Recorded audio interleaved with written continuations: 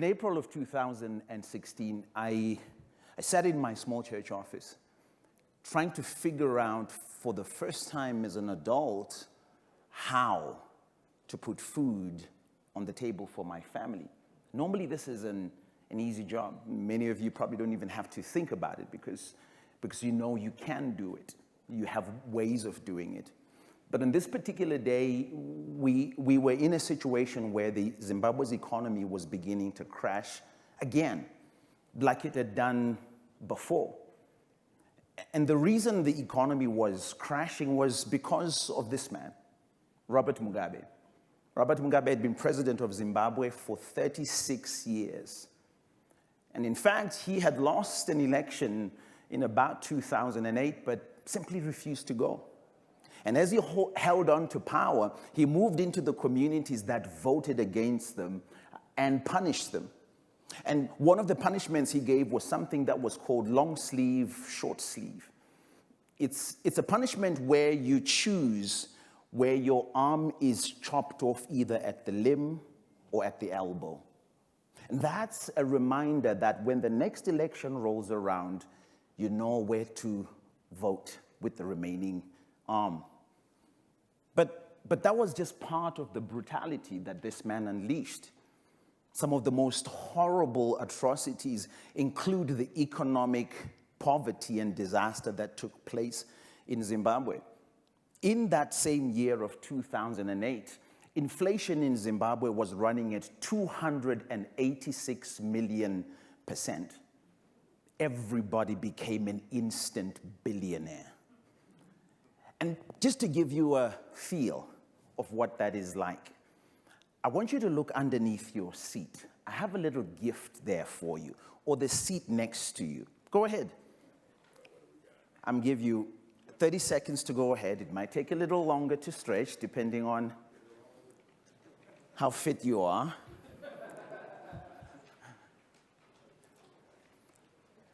But if you've managed to open it, I would like to welcome you, ladies and gentlemen, to the billionaire class.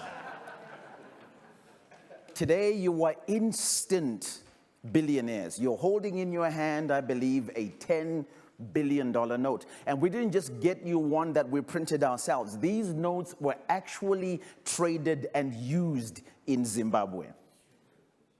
I want to ask you to keep that note with you as a reminder of what could happen. What could happen when we take our eyes off the ball of what true freedom means.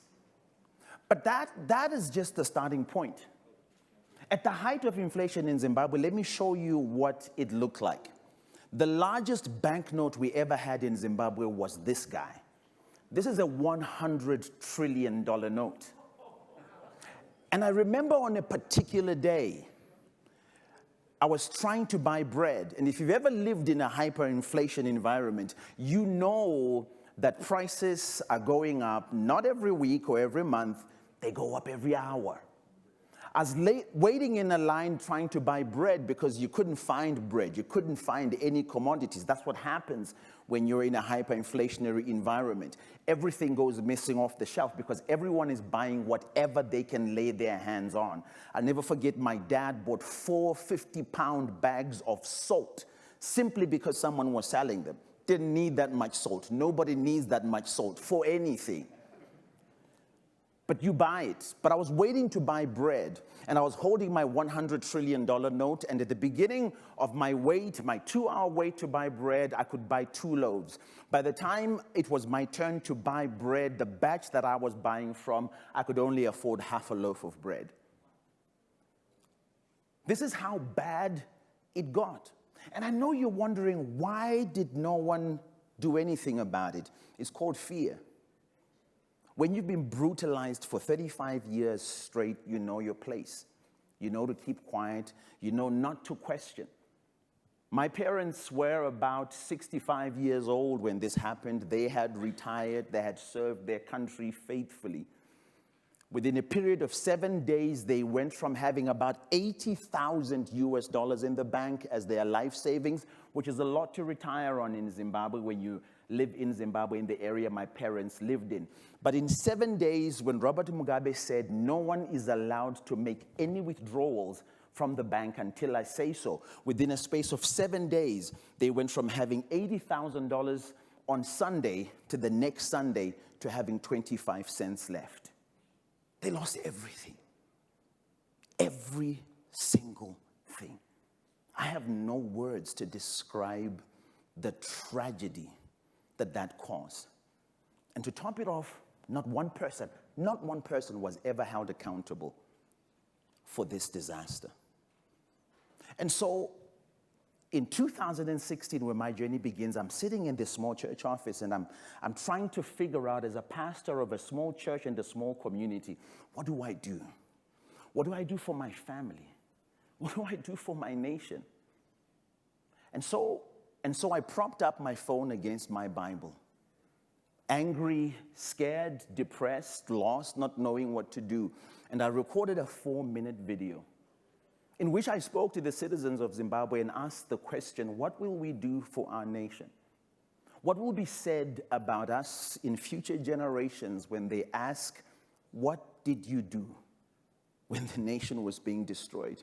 What would we answer our children when they say, Mommy, what did you do when they took everything from you? Mommy, Daddy, what did you do when they took the legacy that you were building for me from you? And so that little video went out, and unbeknownst to me, it went completely viral. And it began a journey that I was never prepared for, but one that I believe was more of a calling. I've often said about this journey that there are journeys that you don't pick, but that pick you. This journey picked me. That little video went viral, and so we began organizing what we called a citizens movement. I'd never been involved in politics before or in activism. I was just going with what my heart felt was right to do. How do we protect the least amongst us? There's a verse in the Bible in Proverbs in round about chapter 31, I think it's about verse 8. And it says, speak up for those who cannot speak for themselves and defend the rights of the poor and the defenseless. And for me, that's what drove me to begin this citizens movement. The government was not listening to us as we spoke through videos on Facebook and Twitter and social media. And so the decision was, what do we do to get people, first of all, to understand their participation, but also to get the government to understand that we have had enough. I remember sitting in my office, it was June now, and I recorded another short video, and I said, I'm going to ask each and every one of you Zimbabweans to do something with me. We're going to protest. Now, it is illegal to protest on the street in Zimbabwe. You have to get permission from the government to protest the government. Go figure, right? You never get the permission. And so instead I said, I'm going to ask you to do something with me. I'm going to ask you to take 1 day out of your work schedule, 1 day. And on that day, we're going to shut this entire country down. But it'll only work if we do it together, if everybody participates.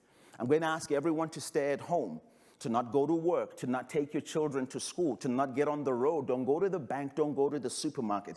Stay at home for just 1 day. Let's bring the whole thing to a complete standstill. I'll never forget this for as long as I live. On July 6, 2016, the entire country came to a complete standstill. I remember I was in a safe house at that time when this happened, wishing that it would fail, because now I understood what it was going to mean if it succeeded.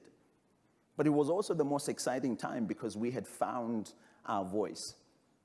I was arrested immediately after that protest succeeded, when the whole country had come to a complete standstill. And I was charged with treason. And they said I was trying to overthrow the government. I was held in a prison for 2 nights, probably the 2 darkest nights of my entire life. I'll never forget that as long as I live. I was beaten, was tortured, and my family was threatened. My wife was at home. I had a 5-year-old and a 3-year-old, and she was pregnant with our 3rd one.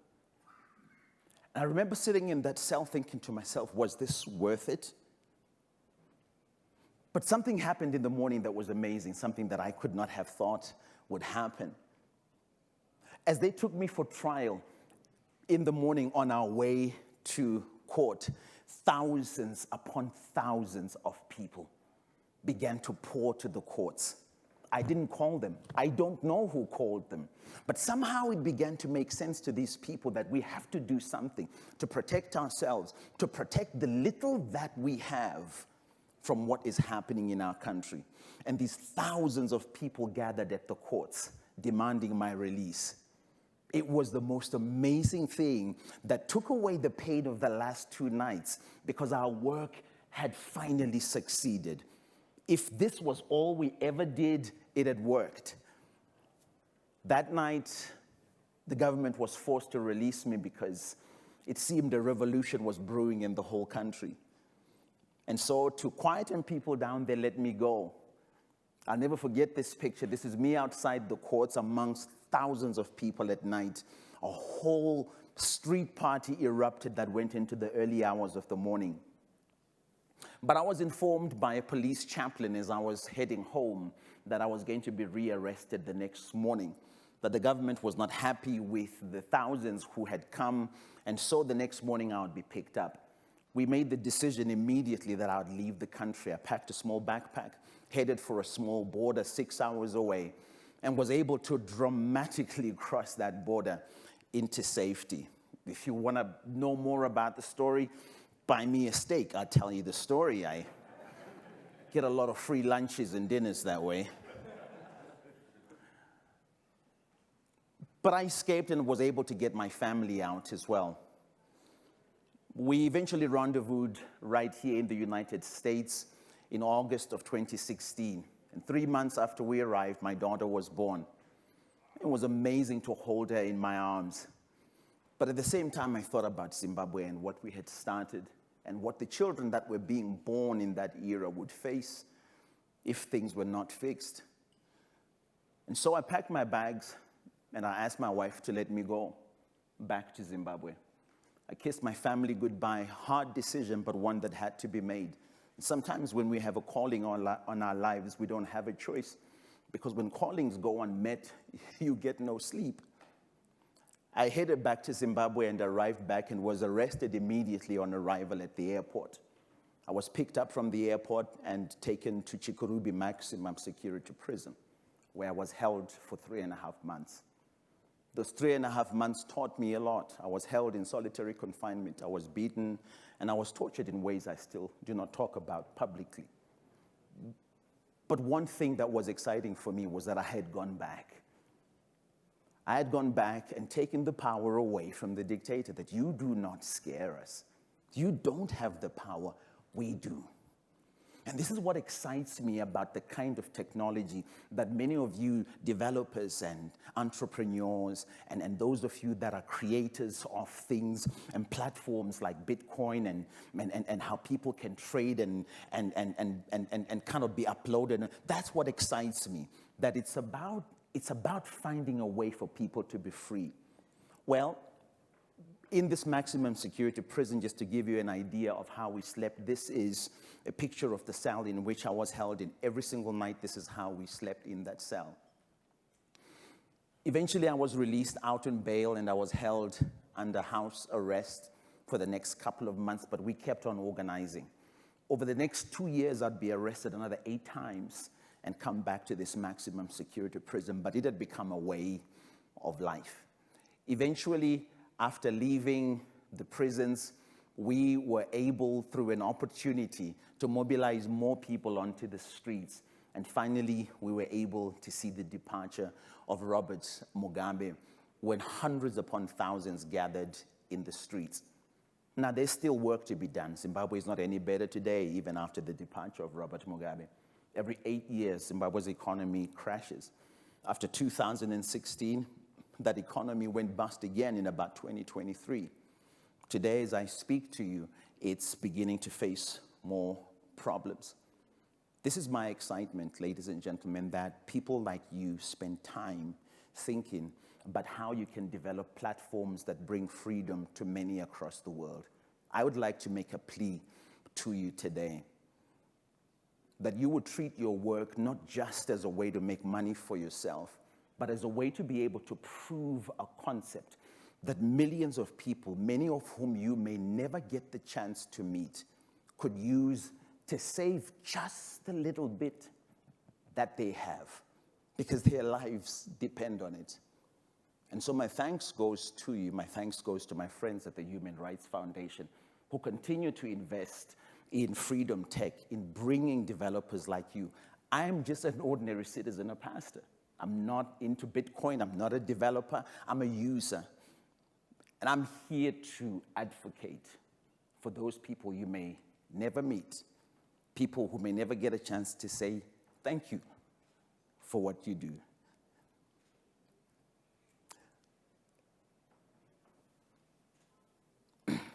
Excuse me. I wrote a book about it. It's called Crazy Epic Courage. And in it, I share the details of what we tried to do. We couldn't change the dictatorship, but we managed to amplify the voices of the weakest.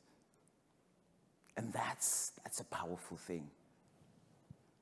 Bitcoin helped me to keep safe, to move quickly, and not have to stay and wait just to get money. Life is worth more than money, but money does come a close second. And if someone can quickly move with it, it gives them that chance, that one more chance to at least build something for themselves and for the future. Thank you so much for your time and for your opportunity. Thank you once again. Thank you. Thank you so much.